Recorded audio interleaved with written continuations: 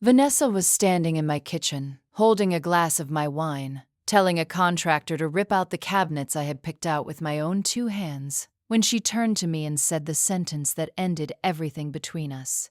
"You're just the nanny to this family. You don't get a vote on the house." I want you to sit with that for a second, because I did. I stood there in the doorway of my own kitchen, in a house with my name on the deed, listening to a woman who had never once asked me how my day was, tell a stranger with a clipboard to gut a room I had paid for, down to the last outlet. I didn't raise my voice.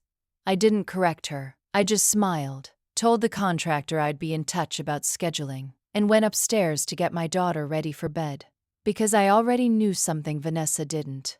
And in 6 weeks, at her father's 70th birthday party, in front of 40 of his closest friends and business partners, she was going to find out exactly whose house she'd been redecorating. But to understand how satisfying that night was, you need to understand how long I spent being invisible in that family first. My name is Elena. Before I was anyone's daughter-in-law, before I was anyone's wife, I spent 9 years in commercial real estate acquisitions. I underwrote deals. I read title reports for fun on the train. I could look at a rent roll and tell you within 10 minutes whether a building was quietly bleeding money. It's not a glamorous skill. Nobody puts it on a magazine cover. But it is exactly the skill that mattered the night everything changed, so hold on to that. I met Daniel at a closing, of all places. He was the buyer's attorney on a strip mall deal that should have taken 2 hours and took 11, because his client kept trying to renegotiate terms after we'd already shaken hands. Daniel apologized to me in the parking garage afterward, called his own client exhausting in a way that made me laugh out loud, and asked if I wanted to get a drink to recover from the day. 2 years later, we were married. 4 years later, we had Sophie. 2 years after that, Jack. I left my job when Jack was born, not because anyone pressured me to, but because daycare for 2 kids under 5 in our city cost almost exactly what I was earning after taxes, and Daniel's law firm wanted him working the hours that make partners, not the hours that make present fathers. It was a math problem before it was anything else. I ran the numbers the way I'd run numbers my whole career, and staying home came out ahead. I don't regret it, but I want to be honest that it cost me something too, because the moment I stopped bringing home a paycheck, I watched how certain people started talking to me differently. Daniel's family is what you'd call old money, trying very hard to look like new money. Or maybe it's the other way around, I still haven't decided. His father, Richard, built a real estate development company from a single strip mall in the 80s into something that owned pieces of 4 states by the time I met him. Richard is the kind of man who shakes your hand a half-second too long so you remember he did it. He is not cruel. He is just used to being the only person in any room whose opinion carries weight, and he built his family to reflect that back to him.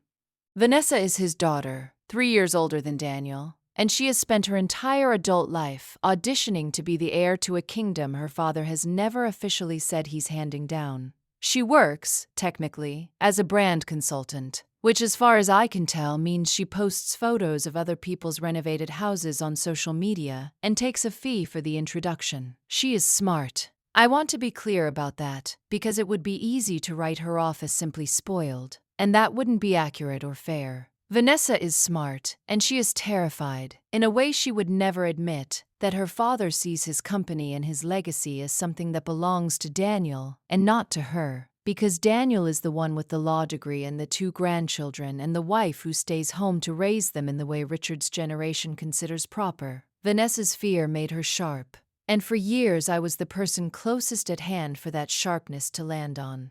It started small. Comments at dinner about how nice it must be to have so much free time. Questions about whether I missed having a real career, asked in front of guests, with just enough warmth in her voice that if I pushed back I'd be the one who looked prickly. When Sophie was a baby, Vanessa introduced me to her friends at a holiday party as Daniel's wife. She's a stay-at-home mom, in the exact tone you'd use to say someone works at a gas station. Not unkindly exactly. Just filed under a category she'd already decided was smaller than her own. By the time Jack started kindergarten, it had calcified into something else. Vanessa had started calling me the nanny, as a joke that wasn't really a joke. The kind of nickname that starts as a bit at a dinner party and gets repeated so many times it becomes load-bearing. Ask the nanny if the kids ate. The nanny handles the school stuff, you'd have to check with her. She said it in front of Richard. She said it in front of her own children. Nobody in that family corrected her, including, I'll admit, me, for longer than I'm proud of, because I told myself it wasn't worth the fight, that staying calm was its own kind of strength, that Daniel and I had a good life and I didn't need Vanessa's approval to know my own worth. The house is where it stopped being something I could just absorb. Here's what almost none of them knew. 6 years ago, before Jack was even born, Richard's company hit a wall. Not a public one. Richard is far too careful for that, and far too good at controlling a narrative, but a real one. A development in the western part of the state had gone sideways during a downturn, cost overruns on a mixed-use project that never leased up the way the model promised, and Richard had personally guaranteed a chunk of the debt using assets outside the company, the way developers of his generation often do when they've built something on their own name and their own signature. One of those assets was the lake house. The lake house wasn't just a lake house to that family. It was the place where 3 generations of birthdays and anniversaries and 4th of July fireworks had happened. Richard's father had built the original structure with his own hands in the 50s. It was, in every way that mattered to that family's mythology, the crown jewel. And it was 11 weeks from a foreclosure filing that nobody outside Richard's attorney and his bank knew was coming. I found out by accident. Daniel and I had gone up for a weekend, and I saw an envelope from the bank on Richard's desk with a notice code I recognized instantly from my old life. The kind of code you only recognize if you've spent years reading distressed debt files. I didn't say anything to Daniel that weekend. I did something else instead. I called an old colleague who still worked in special assets at a regional bank, gave her the county and the property type without a name attached, and asked what a workout on something like that usually looked like. Then I looked up the actual mortgage on the property through the county recorder, because in most states that information is public if you know where to search, and I did the math myself, the way I used to for a living. The number to save the house, to pay off the arrears, cure the default, and take the loan current before the bank's next filing deadline, was large, but it was not impossible. It was, almost to the dollar, the amount sitting in a taxable brokerage account I had kept entirely in my own name since before I met Daniel, built from 9 years of bonuses I never fully spent because I have always hated the feeling of not having a floor under me. I didn't tell Vanessa. I barely told Daniel the full picture at first, not because I was hiding it from him, but because I wanted to go to Richard alone, quietly, before it became a family event with opinions attached. I sat across from my father-in-law at his own kitchen table, the one place I'd never once seen him look smaller than the room, and I told him what I knew and what I could do about it. I watched a man who had shaken my hand a half-second too long for 9 years look at me like he was seeing me for the first time. We structured it the way I would have structured it for a client. I didn't hand Richard a check and call it a gift, because a gift like that creates exactly the kind of murky family resentment that tears houses like that apart within a generation, and I had underwritten enough family-owned real estate to know it. Instead, my attorney, a woman named Priya who I'd worked with on deals for years and trusted more than almost anyone, set up a single-member LLC in my name alone, Birchwood Holdings, and that LLC purchased the property from Richard in an arm's-length sale for its full appraised value, using a licensed appraiser, a title company, and a closing with actual escrow, the same way any stranger would have bought it. Richard used the proceeds to cure the default and unwind his personal guarantee. Priya recorded the deed the following week. The county recorder's office doesn't care about family feelings. It just cares whose name is on the instrument. And the name on that instrument was mine. In exchange, Richard and I signed a private agreement. Priya insisted on this in writing, and I'm grateful she did, that let the family use the house for as long as I chose to allow it, in recognition of what it meant to all of them, at no rent, so long as I covered the taxes, the insurance, and the upkeep, which I have done, quietly, every single year since, out of the same account I used to save it in the first place. Richard asked me only one thing that day. He asked me not to tell Vanessa. He said it wasn't about hiding anything shameful, it was about pride, about not wanting his daughter to know how close he'd come to losing what she considered her birthright, about needing time to figure out how to talk to her about the business more honestly before adding this to it. I understood that better than he probably realized. I agreed. I have kept that promise for 6 years, through every nanny joke, through every holiday where Vanessa acted like she was hosting me in a house I alone was keeping out of foreclosure. If you're waiting for me to tell you I regretted that promise, I didn't. Not exactly. What I regretted was underestimating how far Vanessa would go once she decided the house was hers to command. It started with small liberties, the kind you let slide because fighting over them feels petty. She'd show up unannounced with her own key. Richard had given every family member a key years ago, before the sale, and nobody had thought to ask for mine back, including me, because taking it back felt like starting a war I wasn't ready to fight. She rearranged furniture. She let her kids track mud through a hallway I'd had refinished the year before. When I mentioned, gently, that I'd rather she text before coming up on weekends we'd planned with our own kids, she laughed and said, "It's a family house, Elena. We don't really do reservations." Then, this spring, it stopped being small. Vanessa announced, at a Sunday dinner, that she'd hired an interior designer, a friend of hers with a decent-sized social media following, to do a full renovation of the lake house in time for Richard's 70th birthday in August. A surprise, she called it, a legacy gift to their father, since it's basically going to be mine and Daniel's one day anyway.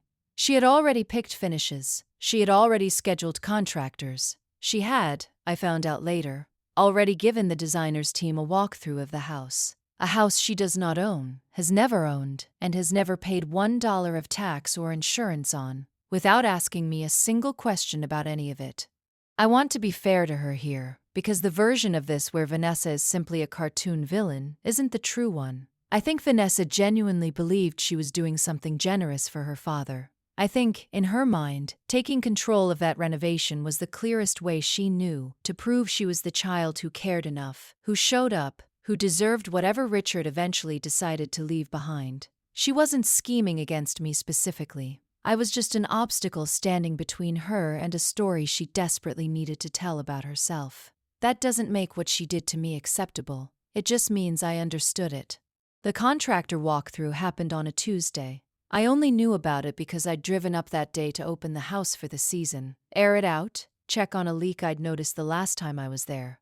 I walked in to find 4 strangers in my kitchen, measuring my cabinets, and Vanessa directing them like she was hosting a segment on a renovation show. That's when she said it. The nanny line, the vote line, full sentence, full volume, in front of people I'd never met. I went upstairs. I got my daughter ready for bed, because it happened to be a night the kids were with me at the house, and pretending my hands weren't shaking while I brushed Sophie's hair was its own kind of quiet exercise. And somewhere between the second story and my daughter's bedtime, I stopped being someone who was going to keep absorbing this. I didn't call Vanessa. I didn't call Richard either, not yet. I called Priya. We talked through it calmly, the way I'd want any client to talk through a decision before they made it. I told her I didn't want to humiliate anyone unnecessarily. I told her I wasn't interested in evicting Richard from a house that had his family's history soaked into every board of it. What I wanted was simple. I wanted the truth to exist in the room, spoken plainly, in front of the people who had spent 6 years assuming a story that wasn't true. Priya pulled the recorded deed from the county system, the original closing statement, 6 years of tax and insurance payments from Birchwood Holdings' own account, and put them in a single folder, not to threaten anyone with. Just so that if the moment came, the truth would be sitting right there, undeniable, in black and white. I decided the moment would be Richard's birthday. Not because I wanted a stage. If anything, I would have preferred to handle this quietly, in Richard's kitchen again, the way I'd handled it the first time. But Vanessa had already built a stage. She'd invited 40 people to the lake house for what she was calling, on the printed programs she'd had made, the unveiling of the Whitfield family legacy home. She'd invited 2 of Richard's oldest business partners. She'd invited the interior designer's entire social media team to document it. She had, without meaning to, built the exact room where a quiet one-sentence correction would land harder than any argument I could ever have started myself. I let the renovation happen. I paid for the parts of it, frankly, that I actually liked, and I let Priya quietly flag anything structural to make sure nobody was compromising the house I'd spent 6 years protecting. I smiled at Vanessa's group texts about paint swatches. I smiled when she referred to the guest room as where the nanny stays when she's up here, in a message thread that included Richard, who I noticed, for the first time, didn't laugh along. The night of the party, the house looked genuinely beautiful. I'll give Vanessa that. New shiplap on the great room walls, the dock restrung with lights, a full bar set up on the porch where Richard's father used to grill on Sundays. 40 guests in linen and cocktail dresses, string lights, a band on a small platform near the water. Vanessa stood at the center of it in a white dress, holding a microphone she had, of course, brought herself. She thanked everyone for coming. She talked about her father's legacy, about the sacrifices he'd made building his company from nothing, about how important it was to her that this house, the heart of our family, she called it, be preserved and honored for the next generation. She thanked the designer. She thanked the contractors, several of whom were standing near the bar looking mildly uncomfortable in a way I understood completely by that point in the evening. And then she said the line she'd clearly been saving, the one she'd probably practiced in a mirror. This house has been in the Whitfield family for 3 generations, and it always will be. That's a promise I'm making to my father, right here, in front of all of you. Applause.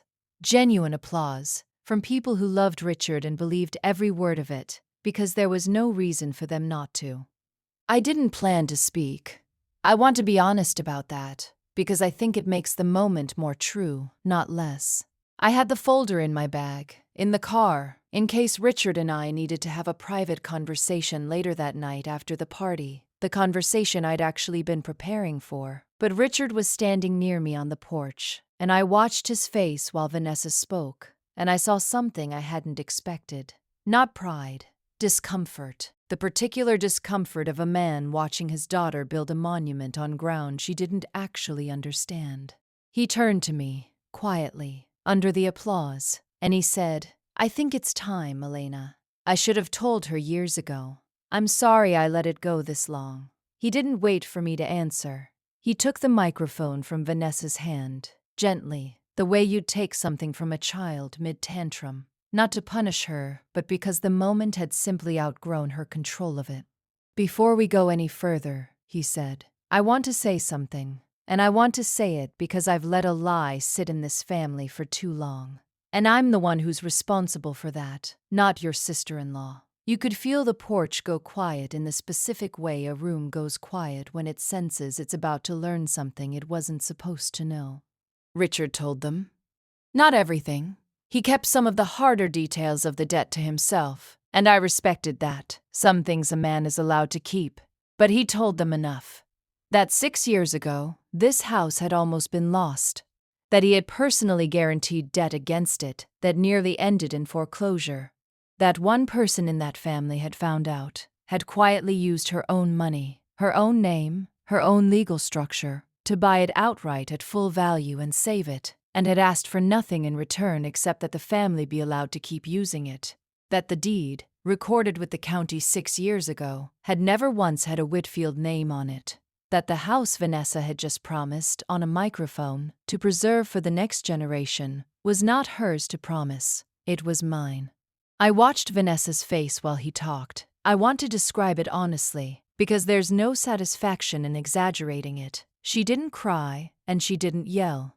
What happened was smaller, and, I think, more real. The color left her face in stages, the way it does when your body understands something before your mind fully catches up. She looked at the microphone in her father's hand like she was trying to remember how she'd been holding it a moment ago. She looked at me. And for the first time in 6 years, I watched Vanessa search for a sentence and not find one. "That's not," she started, and then stopped, because there was nowhere for that sentence to go that wouldn't make things worse. Richard, to his credit, didn't let the silence turn cruel. He put a hand on her shoulder and told the room, simply, that whatever the house had been to all of them growing up, it was still that. and always would be, because of a decision I'd made and kept quiet for 6 years out of respect for their family, not despite it. He thanked me. In front of 40 people, my father-in-law thanked me, by name, for something I had never once heard him acknowledge before that night. I didn't gloat. I want to be clear about that, because I think it would have cheapened the whole thing if I had. I took the microphone from Richard for exactly one sentence. I said that this house had never stopped being a family house in the way that actually mattered, and that I hoped everyone would go back to enjoying the party, because Richard deserved a birthday that wasn't about paperwork. Then I handed the microphone to the band, and the music started again, and most of the guests, God bless them, genuinely did go back to their drinks within a few minutes, because that's what people do at parties, even strange ones. Vanessa found me on the dock about an hour later, after most of the guests had drifted back toward the bar. She didn't apologize. Not fully, not in the way I might once have wanted. What she did instead was harder for her, I think, and in its own way more honest. She asked me how long I'd been paying the taxes. I told her, 6 years. She asked me if I'd ever planned on telling her, and I told her the truth, that I hadn't, that it was never mine to tell, that it was her father's story, and he'd finally decided to tell it himself. She was quiet for a long time after that, looking at the water instead of at me. I called you the nanny, she said eventually, not as an apology exactly, more like she was hearing the sentence again for the first time, from the outside. I told her I knew. I told her I'd heard it every time. Things didn't transform overnight, and I won't pretend they did, because that wouldn't be honest either. Vanessa and I are not close now, not in some tidy movie-ending way. But something did change permanently that night.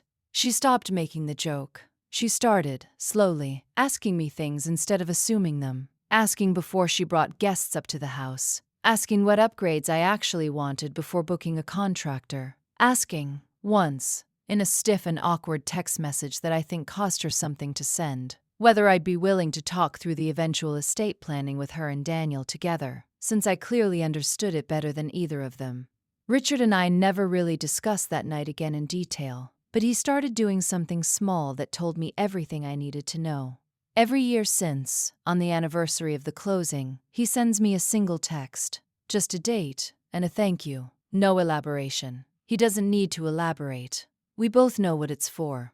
I think about that kitchen a lot, the one where Vanessa handed a contractor instructions to gut a room she'd never paid a cent toward, in a house she believed was hers to command because I'd let her believe it for 6 years out of nothing but love for a family that didn't always love me back the same way. I could have corrected her in that kitchen. I could have pulled the deed out of a drawer and ended it in 30 seconds. I didn't, and I don't regret that either, because some corrections are worth more when they arrive in their own time, in front of the exact people who need to hear them.